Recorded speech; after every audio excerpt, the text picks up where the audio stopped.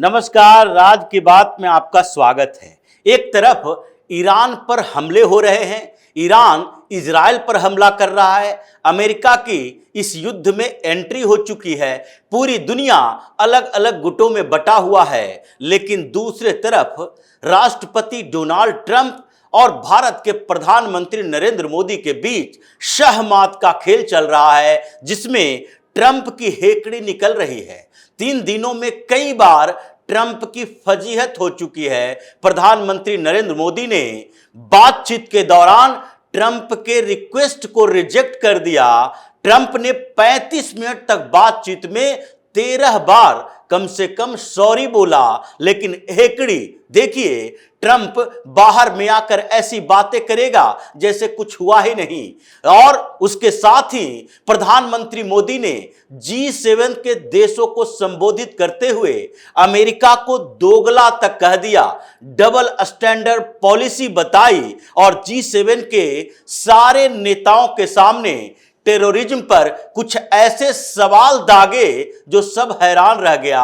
America की दोगली नीति की बखिया उधेड़ दी। ट्रंप और मुनीर की बैठक को भी उधेड़ दिया और साथ ही ट्रंप को बार बार ये दिखाया कि देखो, भारत अपनी जगह पर अपने तरीके से काम करेगा, ये ट्रेड डील का धौंस मत दिखाना, इससे कुछ नहीं होने वाला है। जिस तरीके से पीएम मोदी के बारे में ट्रंप ने अपने कयास लगाए थे और बड़बोलापन के कारण ऑपरेशन सिंदूर के समय यह बोल दिया कि भारत और पाकिस्तान के बीच सीज फायर करवाने में हमारी बड़ी भूमिका है, उसके बाद से ही पीएम मोदी ने भी टारगेट कर लिया। समय का इंतजार करते रहे, क्योंकि ऐसे प्रधानमंत्री मोदी राष्ट्रपति ट्रंप के बारे में कुछ बोलते तो ये अंतरराष्ट्रीय डिप्लोमेसी के खिलाफ जाता। इसलिए पीएम मोदी ने इंतजार किया और जब समय आया तो फिर 35 मिनट की बातचीत में डोनाल्ड ट्रंप की हेकड़ी निकल गई। 35 मिनट तक प्रधानमंत्री मोदी और डोनाल्ड ट्रंप के बीच बातचीत हुई और इस बातचीत में ट्रंप ने शुरुआत ट्रेड डील से ही की, लेकिन प्रधानमंत्री मोदी ने सीधे तौर पर इनकार कर दिया कि ये ट्रेड डील की बात और पाकिस्तान भारत के बीच के संबंध, इन दोनों का कोई लेना देना नहीं है। आपने जिस तरीके से दुनिया में भारत के मजाक बनाने की कोशिश की, यह स्वीकार नहीं है। ऐसे भी ट्रंप की आदत है, एक बार बोले दूसरे तीसरे लाइन में सॉरी बोलकर बाहर निकलने की कोशिश किया और इसमें अंत तक ट्रंप यही बात करते रहे कि अब भारत के साथ संबंध, पीएम मोदी के साथ जो पहले से दोस्ताना संबंध था, वो फिर से बहाल हो जाए। और फिर उन्होंने दूसरी तीसरी बातें की, जैसा विदेश मंत्रालय की तरफ से कहा गया कि पीएम मोदी और ट्रंप के बीच जो बातचीत हुई वो क्वाड पर भी हुई, जिसकी मीटिंग होने वाली है और जिसमें ट्रंप को भारत आना है, जिसके लिए इनविटेशन भी दिया गया। ट्रंप ने एक्सेप्ट भी कर लिया कि हम अभी अमेरिका की धरती पर नहीं जाएंगे। ये प्रधानमंत्री मोदी की बात थी और आपको अगर आना है तो क्वाड की मीटिंग है और उसमें आप शामिल हो लीजिए। और ट्रंप ने कहा हम तो उस समय का इंतजार ही कर रहे हैं, इसलिए उन्होंने आने का इनविटेशन स्वीकार किया। लेकिन बात भारत और पाकिस्तान की हो रही थी और भारत और पाकिस्तान में सीज फायर करवाने में जो ट्रंप ने अपनी बढ़ चढ़कर भूमिका बताई थी, उसे सीधे तौर पर रिजेक्ट कर दिया गया और कहा गया यह ट्रेड डील की बात भारत के साथ करने का मतलब ऐसा नहीं है कि भारत अमेरिका से इतना कुछ ले रहा है कि उसके दबाव में आ जाएगा।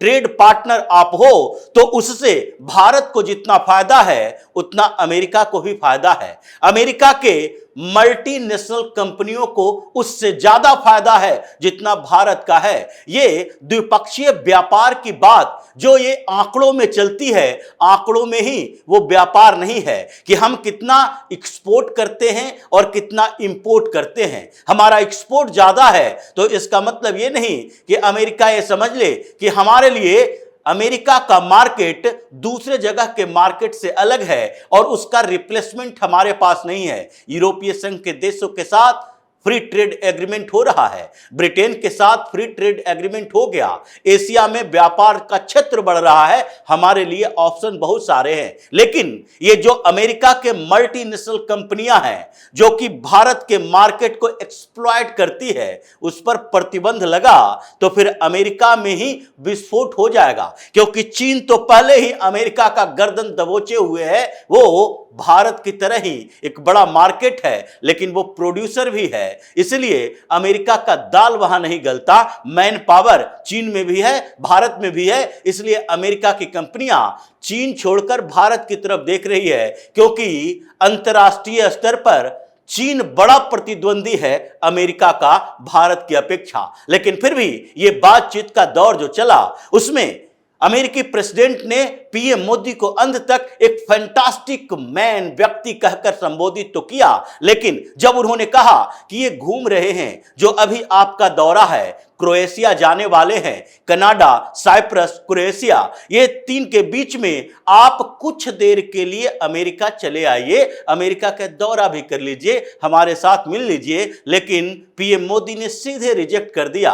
और ये बात हुई पाकिस्तान को लेकर कि आपने जिसे अपने पास बुला रखा है जनरल मुनीर को, उसके बारे में तो सोचिए। ये जो डबल स्टैंडर्ड है अमेरिका का कि आप ये तय करते हो, टेररिस्ट के बीच भेदभाव करते हो, और भारत के खिलाफ जो टेररिस्टों की कार्रवाई हो रही है, जिसका पनाहगाह बना हुआ है पाकिस्तान, वहां पर वो जब तड़पता है, बोलता है कि हम भी आतंकवाद के विक्टिम हैं, पीड़ित हैं, तो फिर ये अमेरिका उसके बीच पीड़ित वाले दांव पर चला जाता है। आपको ऐसा नहीं करना चाहिए, ये दोगला रवैया है। यही बात पीएम मोदी ने बाद में G7 के संबोधन में भी कहा, और सीधे तौर पर G7 के सारे लीडरों को कहा कि आपको यह सोचना पड़ेगा, चाहे इटली हो, फ्रांस हो, जर्मनी हो, ब्रिटेन हो, कनाडा हो, ये सारे देशों को सोचना पड़ेगा कि टेररिस्टों के बारे में आपके जो विचार हैं वो सही हैं या नहीं, या फिर आपने अब तक विचार बनाया ही नहीं है। दुनिया भर में आतंकवाद फैला है, और जो आतंकवाद को पनाह देने वाला देश है वो कहता है कि हम पीड़ित भी हैं। तो ये तय करना पड़ेगा कि शेल्टर देने वाले और पीड़ित होने वाले दोनों के बीच अंतर क्या है। कुछ सवाल सारे वैश्विक नेताओं के सामने पीएम मोदी ने कही।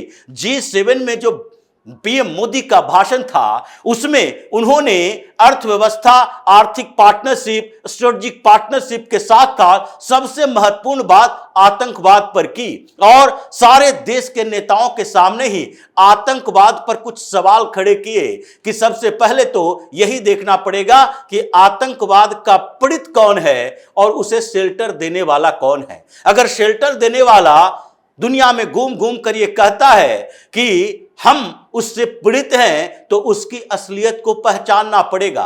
और अगर आतंकवाद के परिभाषित करने में आप लोगों ने पहले कोई भूल चूक की है तो आगे मानना चाहिए, क्योंकि भारत ने जितने देशों में बातचीत की और वहां पर भारत और पाकिस्तान के बीच के टेंशन को बताया, क्योंकि ये दोनों देशों के बीच का टेंशन नहीं है, बल्कि भारत का टेररिस्तान के साथ संघर्ष है, यानी आतंकवादी देश के साथ संघर्ष है। और इसलिए दुनिया भर को यह सोचना पड़ेगा कि आतंकवाद को डिफाइन करने में आपने कोई गलती तो नहीं की। अगर ये गलती को महसूस नहीं करते, आगे कार्रवाई नहीं करते, तो उसके बाद ये समस्याएं बढ़ेगी और हम ही सिर्फ भुक्तभोगी नहीं होंगे, बल्कि पूरी दुनिया भुक्तभोगी होगी। और कुछ देश ऐसे हैं, यहां से अमेरिका के डबल स्टैंडर्ड, दोगलेपन के पोल खोल दी पीएम मोदी ने, और सब अवाक रह गए कि पहली बार अंतर्राष्ट्रीय मंच पर प्रधानमंत्री मोदी ने सीधे तौर पर अमेरिका के दोगली नीति की बात कही है।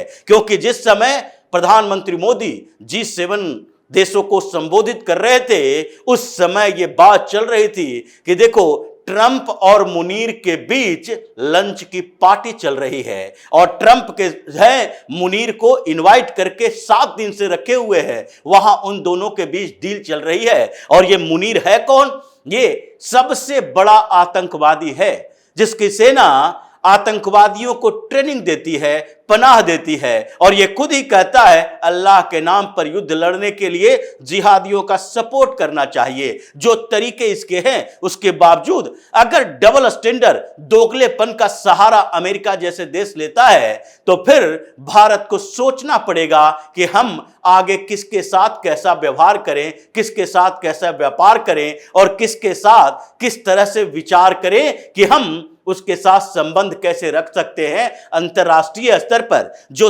तरीके पीएम मोदी ने अपनाए, पहले कुछ समय से लगातार विदेश मंत्री डॉक्टर एस जयशंकर अलग अलग प्लेटफॉर्म पर इनडायरेक्टली कुछ बातें कर रहे थे, लेकिन विदेश मंत्री और प्रधानमंत्री में अंतर होता है और प्रधानमंत्री मोदी ने एक ऐसे अंतर्राष्ट्रीय मंच को चुना जहां विश्व की महाशक्तियां हैं, आर्थिक शक्तियां हैं और उसके साथ दूसरे इनवाइटेड कंट्री भी हैं, और वहां पर अमेरिका के इस दोगलेपन की पोल खोलकर रख दी, ट्रंप के बड़बोलेपन को खत्म कर दिया, उनकी हेकड़ी निकाल दी कि ऐसे ये ईरान के खिलाफ आक्रमण करना, ईरान पर हमला करना, ईरान को परमाणु संपन्न देश नहीं बनने देना, ये किसी को बुरा नहीं लगेगा। सब इसके सपोर्ट में है कि मिडिल ईस्ट में कोई ऐसा परमाणु कंट्री नहीं होना चाहिए जो आतंकवादियों को सपोर्ट करता है। इसलिए भारत इजराइल का सपोर्ट करता है क्योंकि इजराइल भी आतंकवाद से पीड़ित है।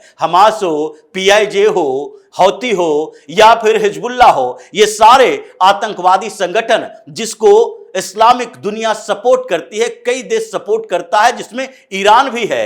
अगर उसके पास परमाणु शक्ति होती है तो दुनिया के लिए खतरा है, लेकिन उसी तरह का परमाणु संपन्न देश एक हमारे पड़ोस में है जो भी हमारे लिए खतरा बना हुआ है, और ये हमारे लिए नहीं है क्योंकि ये ऐसा देश है जिसने अल कायदा को भी परमाणु बम बेचने वाले व्यक्ति पैदा किए हैं। ये बेच देता क्योंकि इस देश में लीडरशिप पर भी भरोसा नहीं किया जा सकता और न ही सेना पर भरोसा किया जा सकता है, क्योंकि इन दोनों जगहों पर जिहादी मानसिकता वाला लोग है जो कभी भी जिहाद के नाम पर, इस्लाम के नाम पर ऐसी डील कर सकता है जिससे दुनिया तबाह हो सकती है।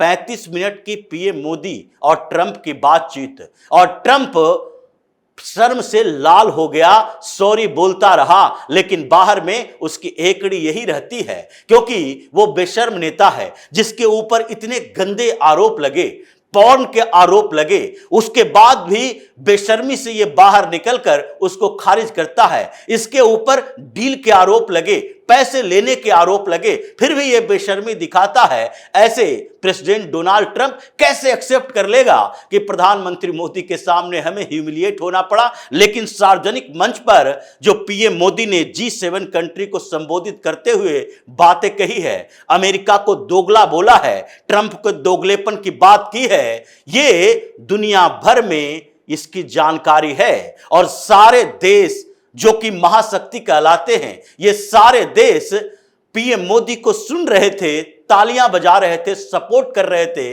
और यूरोपीय यूनियन के देश तो आजकल ऐसे भी ट्रंप से नाराज चल रहे कि कब वो किसके खिलाफ क्या बोलेगा पता नहीं। इसलिए ट्रंप की इस बीच दुनिया भर में फजीहत हो रही है। भले ही ईरान के मसले पर वो जीत जीत की बात कर रहा हो, लेकिन पीएम मोदी और ट्रंप के बीच जो शाह-मात का खेल चल रहा है उसमें हर रोज ट्रंप की मात हो रही है। तो इसी तरह की खबरों के साथ फिर से हाजिर होंगे, तब तक के लिए बने रहिए हमारे साथ और देते रहिए हमें सहयोग ताकि इसी तरह की खबर हम आपके लाते रहें। धन्यवाद।